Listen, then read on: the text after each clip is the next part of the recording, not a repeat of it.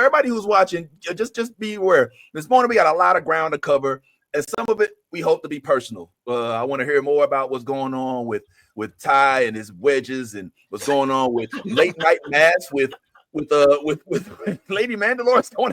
She skipped midnight mass, like, you know what I'm saying? Yo, and there's some exclusive footage as well. So definitely don't go far, because we want you all to see. Since we do have Peacemaker in the works today, we do have some more exclusive content coming directly from the movie blog, and we know they do some really. We do. I want to say but over in the movie blog, there's a lot of really, really, really good work being done, and so we just want to make sure that everybody recognizes how hard the work is being done over here at the movie blog, and want to give you give some shine. So today, let's chat on it. But before we do, let's go ahead and get into the Justice.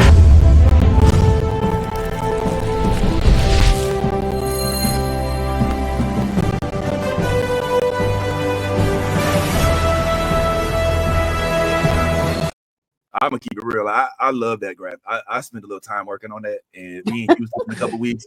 And so whenever I get to use it, I'm like, oh, that's hot, that's cool. And they don't put the copyright thing on it, so I like that too. But anyway, there is a new season of Peacemaker, as we did tease it last week, and you see that it's pretty interesting because it starts with a bit of a sexual escapade. Let's just put it there. It seems like John Cena is reprising the role of the dad from Malcolm in the Middle with his whitey tighties. But yeah, it definitely it's still peacemakering, if I should say. I don't know if that's a word that we could use, but I'm feeling it. I'm gonna go ahead now. There's 3 out of 4 of us that did watch it, if I'm not mistaken. Ant, you did watch it. So I'm gonna go ahead and take this down. I'm gonna ask the 3 out of the 4 of us to put up our thumbs up, thumbs down, or meh in the middle. Now I know that there's probably a lot of middle feelings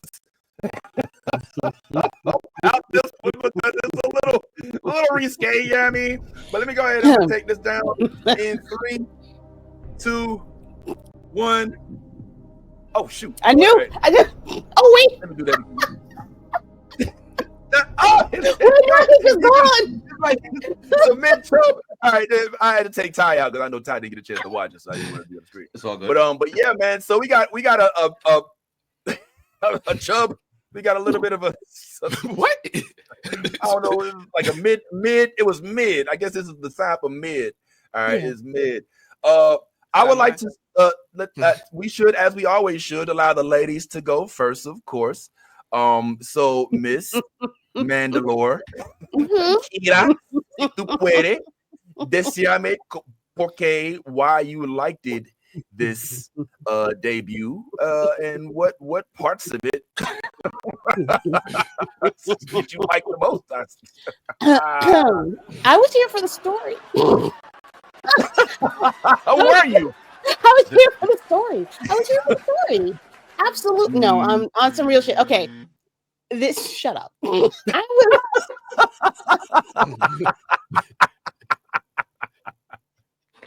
on some real shit. Okay. All right, hold on. I was interested in seeing what the fuck was going on with the crew, since they all most of them got the boot since last season.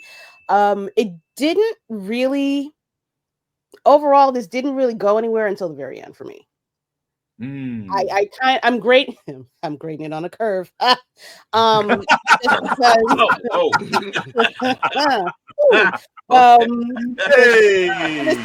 simple shock factor to it all, I was very much.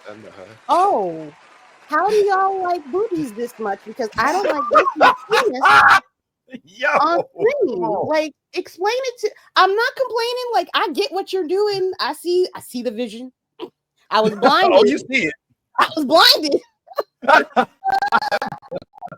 Lord, but the diversity, I will say, was there. Lord. You can take that so many ways. Ooh, shit. There's so many things I did not need to see. I knew were true, but did not need to see. Did not need confirmation. But the story, really seriously, the story overall, it's going somewhere. I liked how they brought a few people. I don't want to spoil it for people that haven't seen it. I like the fact that they brought some people back in this particular way. I think it's smart. I'm interested to see what the fuck homie gonna do over in that other world now.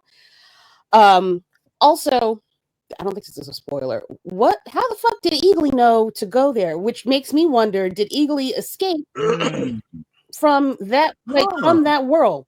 That's why I'm giving it like a half thumbs up. It's not really it's in between mid and a full thumbs up. Okay. That's fair. I will say, the urge is there, but not. Can't complete all right. I will say, in the spirit of being a full frontal, we're going to give a full spoiler today. All right. Okay. So if you haven't watched it, just we're going to tell you. All right. It's been out for 2 days, and I mean, the next time we meet is next week, and I ain't gonna lie. So love the comment section. Appreciate y'all. What's going on? Oh, that's Ant, man. I ain't talking about the orgy scene.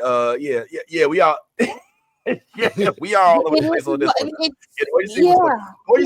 The orgy scene was something else. Now we had already seen like some teasers, so to speak, that kind of alluded to the fact that there was going to be an orgy, and a lot of, depending on what world you come from, like I was looking it up, I was like, it's bisexual orgy. It was an orgy. All right, there's a lot of people doing a lot. I didn't see, look, it could have been a lot worse. I didn't just say it like that. I'm just saying, but I mean, even John Cena had some things to say about this. As he, what I think was funny was that he was doing drugs. He doesn't do drugs. Like you would think John Cena, with all the stuff he does in real life, maybe does drugs or has done it before, but they had to teach him how to do. He had to smoke a bong in the scene, and he didn't know how. That's how I know John chills with black people. We don't do bong rips. That's not a thing. I think maybe is that a thing? Oh wait, I'm not from Cali. Hold on, I might be wrong. Wow, I'm not hilarious.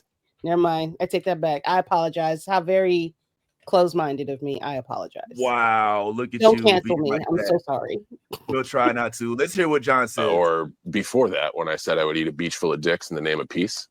So James has lost the element of surprise, but continues to keep the element of creativity, because episode 1 has a big orgy fest in it. And I remember us talking, like, kind of feeling each other out on where we were. And I'm like, I'm thinking that, like, he's going to have me do unspeakables in the orgy, because quite honestly, if you were to ask me to do anything, that conversation would go directly to me and the wife, and I would beg for permission and forgiveness in the same conversation. So I'm thinking the worst.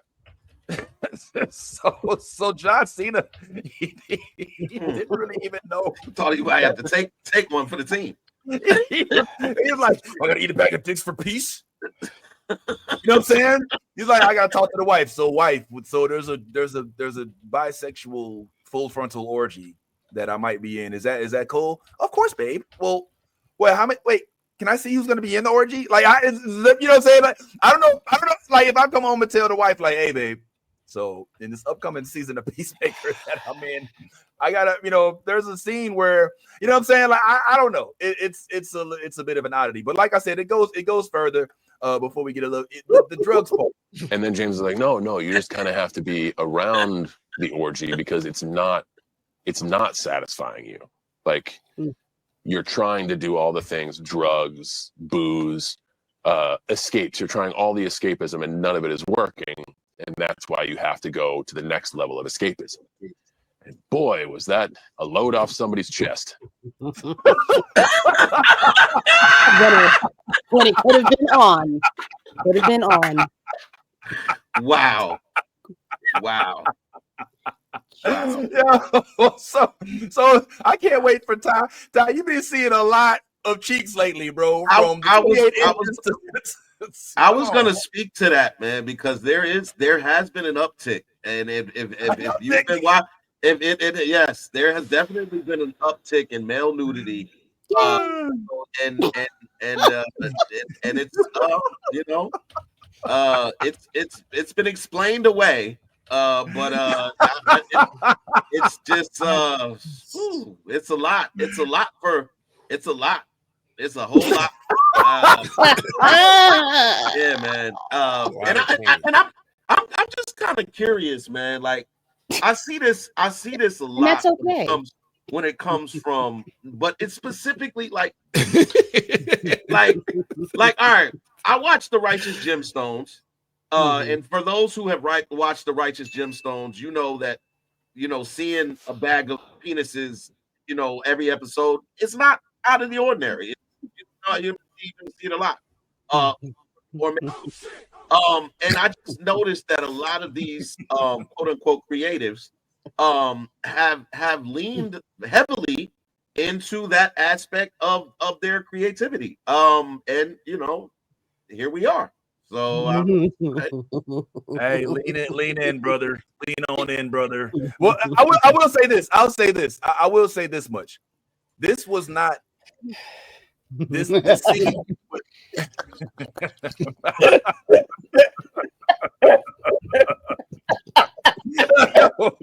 Let me just say this. I mean this with all sincerity. This scene. Okay, wait, I'm mute. Oh man. What's up, Ant? What's up, Ant? Come on, Ant, please help. Help me, nigga. Let's talk about something serious for a second. I saw online they had this meme that's starting to get a little popular, and they noticed a theme that keeps running through James Gunn's main characters. All of them are superhero protagonists, white boys with daddy issues, a childlike streak, alternative taste in rock music, who fall in love with women who are more jaded or cynical, but find their boyishness charming. Whoa. Well, I mean, when we say all, I guess we're speaking specifically of the two, which would be Superman. Oh, Peacemaker. Okay. I didn't include. I was thinking about Star-Lord. And Star-Lord. All three of them. Yeah, all three. Right. So they're noticing this pattern, right? Like they all have these themes running through them. And I don't know about you, but I've seen this with a lot of creators. They say that they write about themselves in their writing, right? Like they're telling how they really feel, right? Like, and think about it. Peacemaker's a guy who's literally dating or going after James Gunn's actual wife, right? In real life, right? Like, so they all date these hot girls. He wanted to have this character in an orgy. He volunteered to do that. Yeah, that did happen. His dad is a racist supervillain. In the comics, that wasn't the origin of his dad. His dad was a Nazi who offed himself when Peacemaker was a kid. So he changed his origin for the show. He changed Star-Lord for the movie. He's changing things to kind of, I don't know, but I feel like I'm learning so much about James Gunn through his work. I'm gonna point out a couple more because I forgot he did Super. The Super? Yeah, not the Super. That's with with Joe Pesci. No. I'm about to get him credit. That's one of my favorites. But anyway. The Super was great. I love the Super. I love the Super. Yes, absolutely. We lost your volume. Did you mute? Don't hear nothing. Nothing. I'm gonna speak for you. Go ahead. Oh, you muted. Is it working now? Yeah. We read now. Okay. I don't know what the hell. Super. It was a superhero movie. This guy, I don't think he had any powers. He was a fucking nerd from Jesus Christ. I think he lost his girl to his neighbor. It was a whole bunch of shit. Didn't he work at a Blockbuster rental? Something like that. That's the one we used to, that's the one we loved, Vince. Super, the one that was on Netflix. Yeah. It was in the movies it was in the movies with too. The dude but from The Office, right? Yeah, Rainn Wilson. Yeah. Oh, yeah, the dude. Okay, see, I didn't actually finish that. But he was a quirky loser type dude who, took it upon himself to get superhero powers. He gets murked at the end, I think, but otherwise. Well, damn. Yeah. Did he? No, he didn't get murked at the end. Are you sure? No, I'm positive. Okay, there was a movie where somebody got killed at the end. He didn't get murked. Oh no, I'm thinking of Kick-Ass. I think I'm thinking of Kick-Ass, which is not the main guy, the father. Okay, I got it. Yeah. But no, you not Ant. You got it. You got it in one. That's them's his themes. Yeah, it seems like it's the themes of a lot of directors in Hollywood right now. Like I said, you got Cheeks of War is getting cheekier as the days go by. It's like, whoa, yeah, that's different. That's tastefully done. Oh, that's Jason Momoa's cheeks. Art. It's art. Art. It is art. It is gorgeous. Wow. Well, the lighting and everything. It's just everything just hits at a it's gorgeous. Anyway. Well, just to kind of elaborate further. So what is definitely getting a lot of attention is the this orgy scene, evidently. And I mean, there was a lot that went into it. You don't just make an orgy scene.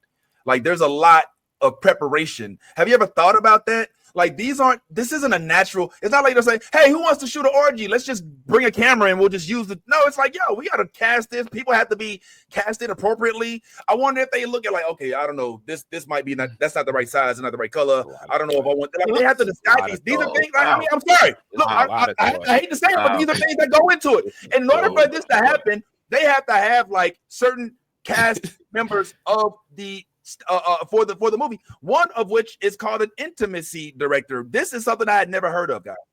Oh, no? Coordinator? Intimacy. You never heard of intimacy coordinator? Right. Yeah. A foul mouthed, thug, lug. Orgy loving. So we had something. This show is all about consent. Yes. Peacemaker. Yeah. So we had an intimacy coordinator by the name of Jessica Aaron Bennett, and I'm giving her a shout out because she did a great job. We had to audition. I don't know if we auditioned, but we had to have all these people come in and get people that were basically special talent extras, right, to do all the naked stuff. Yeah. So you're a special talent extra. Mm-hmm. you have now gotten your debut in Hollywood. Mama, I made it moment, right? On a popular show sponsored by Warner Brothers in the DC universe, which is one of the two biggest comic book franchises. And your first scene is you with your dick out toward the whole world. Do you go up from here? I've seen this is gonna sound real bad, so comment, feel free to take me on if you like, but I've seen women skyrocket after their nude scenes, their sex scenes. I don't know if it works the other way around. I'm thinking Sydney Sweeney, I'm thinking Nev, what's that Denise from back in the day. I mean, there's a few. Does it work the other way around? Go ahead, and I think it worked. Your hand was up. I know. I was like, was it a real question? I'm sorry. I was like, the first thing I thought of was like this movie I saw before called Boogie Nights. You ever seen that movie? Oh, but Marky Mark was already established, right? Like he didn't. He wasn't really making it. No, he blew off for Boogie Nights. He blew off Boogie Nights. Yeah, oh, he was. I feel like that was his first real major movie. Well, I think that was. That's the one that gave him like award consideration. Yeah, like, he got way more. Yeah. Dirk Diggler. The concept. Can I tell y'all a little real quick about that? There's a lady in that movie called what's her, the redhead Julianne Moore, right? Yeah. As a youth, I held a grudge against Julianne Moore for something that was completely outside of her control. All right. Avid Jurassic Park, Michael Crichton fan, read the books, and Julianne Moore starred in Jurassic Park: The Lost World. All right, which I held religiously, of course, after reading the books. And so Julianne Moore was in Jurassic Park after being in Boogie Nights. And I remember being like, I don't want this hussy to come in messing up my Jurassic Park. Because I don't know if you recall the scenes that Julianne Moore was in Boogie Nights. But they were pretty. Now this is like 12-year-old me who doesn't have an idea of the real world and doesn't know that these are actors and they got to get money, blah blah. But I'm sitting there like, I don't want to think about you. So that's just a weird quick quip about something that happened as a youth, but I don't feel that way anymore. I don't feel that way. Vince, What is she? I'm sorry, wait. 12-year-old you was holding a grudge on this woman after 12-year-old you saw Boogie Nights? All right. Maybe I wasn't 12. Maybe I was just skip over that part? But yeah, I ain't gonna lie. It was just weird because I was like, how do you go from being like, a porn star, getting banged up, getting, having deposits made, into being like this researcher? It didn't register as a child. It did. Like I was like, I never saw Luke Scott. I had this weird mentality that did not necessarily exist in the realm of reality. All right, so I'm not saying it was the right thing to think, or that it was just weird. For me, I was just like, every time I saw Julian, I was like, okay, that's the chick who took Derek Dealer and was like, make a deposit. I'm not going to say what she said. She's like, make a deposit. So during their scene, she's like, feel free to make a deposit. He's like, you sure? He's like, yes. And then I see her as a researcher who gets lost on Island Nubar, and I'm like, these roles don't match. But that was immature. I admit that. Knowing that now, decades later, I'm like, what, bro? Like, you know what I'm saying? Like, my mind just wasn't developed. All right. So are you saying that's more to my point? What the fuck was you doing at 12 years old watching some goddamn? Whose house was you at? Because I know your parents wasn't letting you watch that shit at home. You know what? That is a great point. You know what? I'm thinking that this movie, somebody Google, tell me when Boogie Nights came out. I think my timeline is all off. I think it might have been college. But either way, I was immature. I was extremely, and still am, in many 97? 97? Yeah, all right. Yeah, that was my freshman year.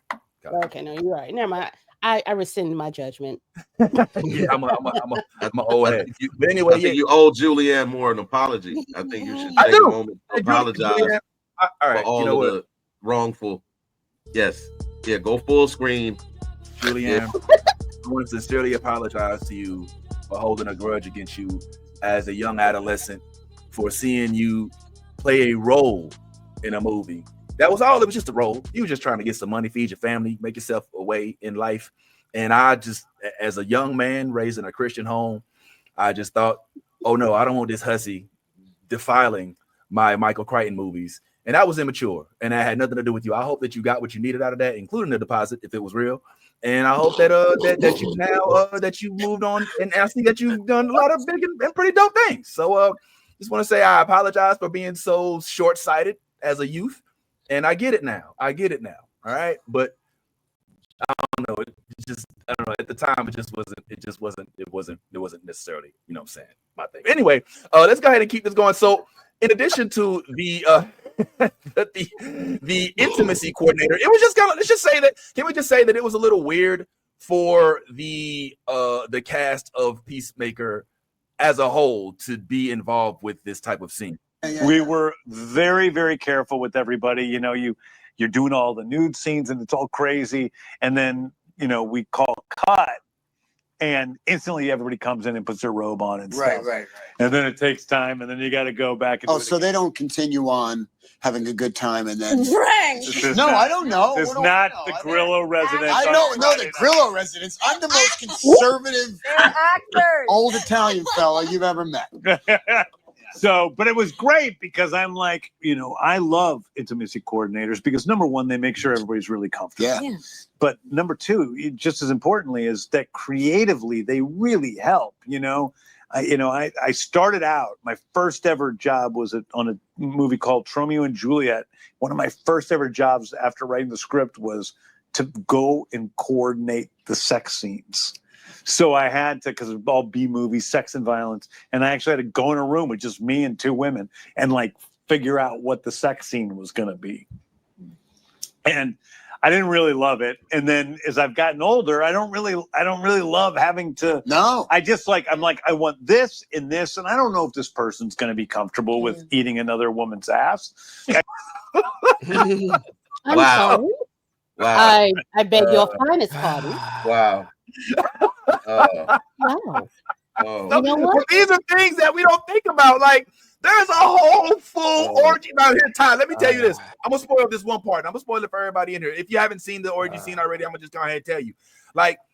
Yes, you're going to see penis. All right. I'm sorry. But there's way more boobage. It is a sea of boobage in this orgy. And I mean, I'm not saying this is a perv. I'm just saying like it's not if you're one of these who's like, oh, all the dicks. This is not them trying to force you into a magic mirror house of dicks. Like there's actually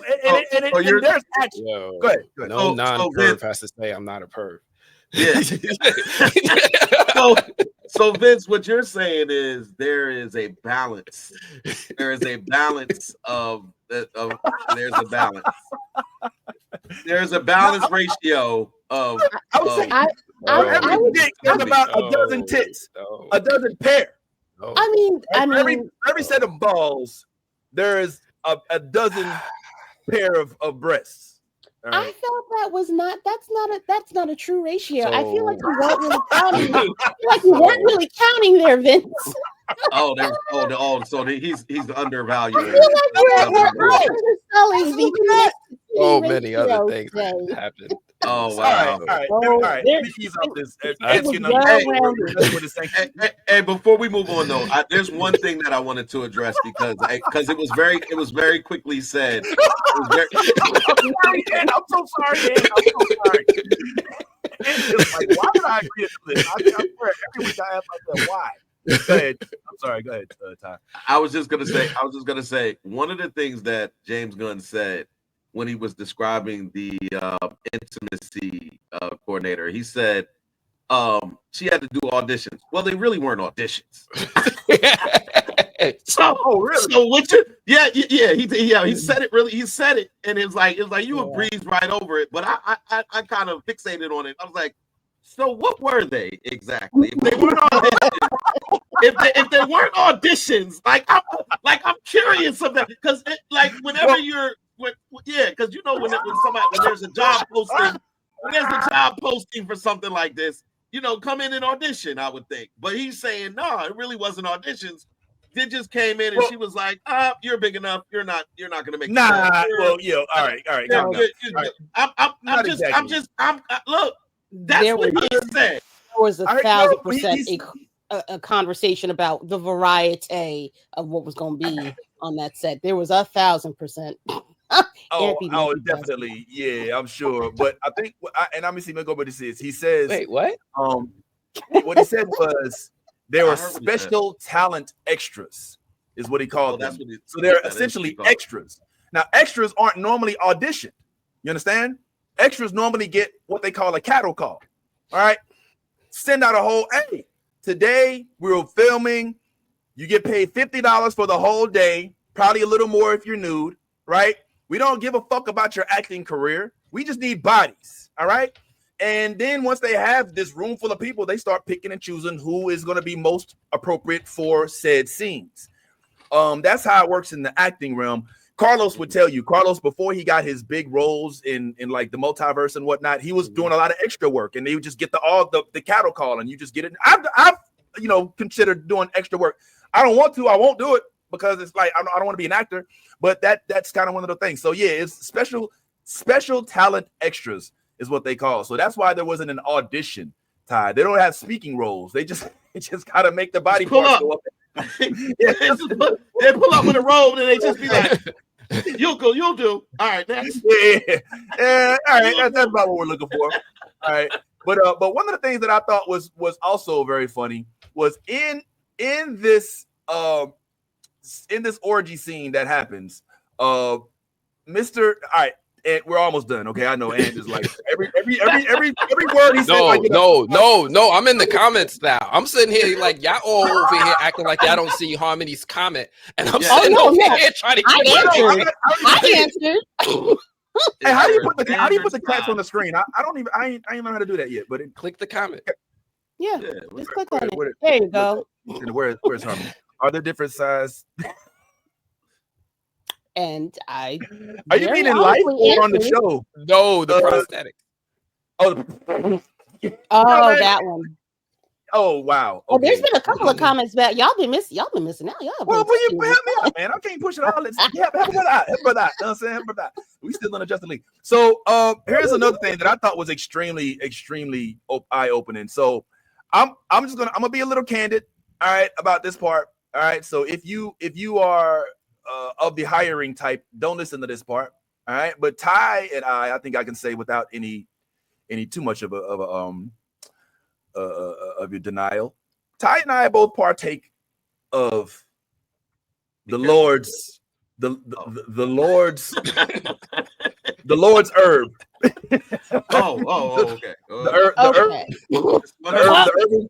The herb that yields seeds, as it says in Hebrews 6:18. Okay, Ephesians also speaks about the fruit that yields seed. All right, that does not, So we're gonna talk about the stalk of Sensimania that was left on Solomon's grave. All right. And that's something that we do because look, man, hey, life is hard. You know what I'm saying? So that's right. Now, John Cena, not so much. He doesn't have as much experience in the realm of drugs, or I don't even like to call weed.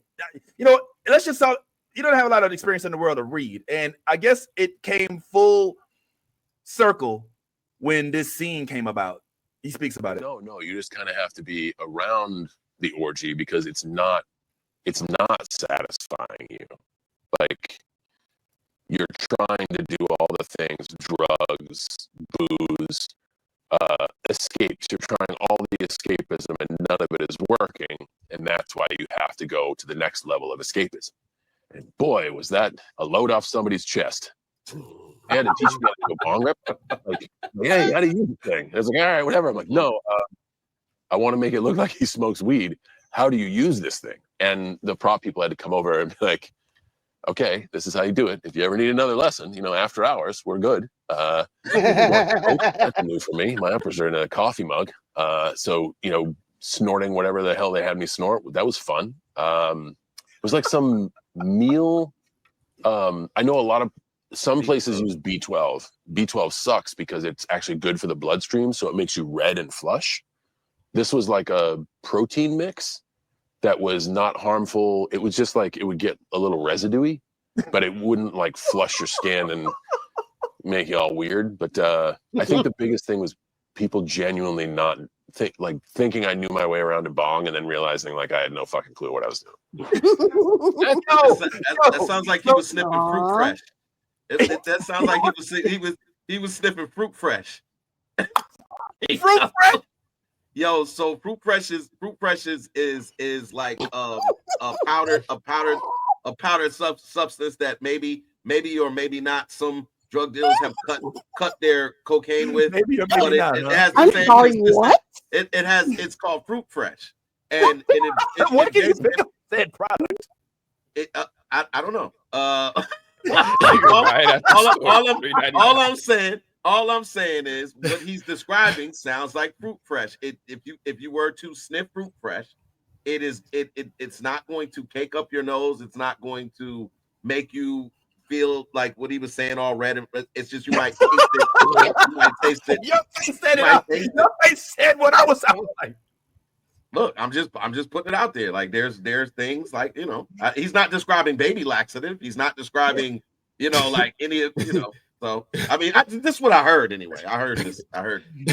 But the whole like, somebody I wanted to do a bong. I'd never done that before. Somebody had to teach me how to rip a bong. It's like, if you want to know, if you need lessons after the set, yeah, I'm your man. I'm your guy. But yeah, man. So I thought that those are some of the funnest parts of this. Now, of course, if you have been watching even just what we've been showing here, then you've noticed that one of the members of the cast is Mr. Frank Grillo, who is now playing the role of Rick Flag Sr. If you're up to date on the show, if you're up to date, then you know that Mr. Rick Flag Jr., and not even on the show, actually, this is from Suicide Squad, if I'm not mistaken. Rick Flag Jr. is no longer with us. Rick Flag, who was played by Joel Kinnaman. And I think they stuck with Peacemaker for a little while. So now we have Frank Grillo playing the role of Rick Flag Sr.